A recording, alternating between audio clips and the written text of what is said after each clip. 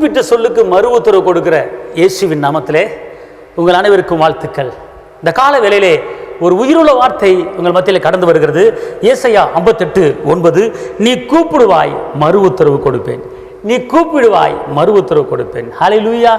கர்த்தர் சொல்றார், மகனே மகளே நீ கூப்பிடு, நான் உடனே மறு உத்தரவு கொடுத்து உன் தேவைகளை சந்திப்பேன் அப்படிங்கிறார். இன்றைக்கி அநேகர் சோர்ந்து போய் வேதனைப்பட்டு ஜெபிக்க முடியாமல், ஏசப்பாட்ட கூப்பிட முடியாமல் துவண்டு போயிருக்காங்க.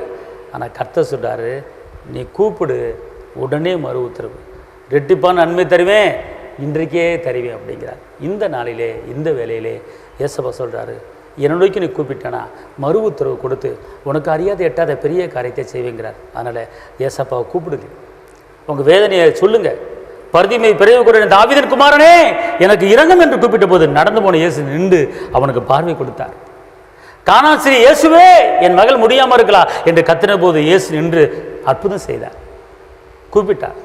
கூப்பிட்டார்கள், பதில் கிடைத்தது. இந்த நாளிலே நீங்கள் ஜெபிக்க முடியாமல் தோண்டு போயிருக்கீங்களா? ஏசப்பாட்ட கேட்டு பாருங்கள், ஜெபிச்சு பாருங்கள், கூப்பிட்டு பாருங்கள், இன்றைக்கி ஒரு அற்புதம் செய்வார். ஹல்லேலூயா.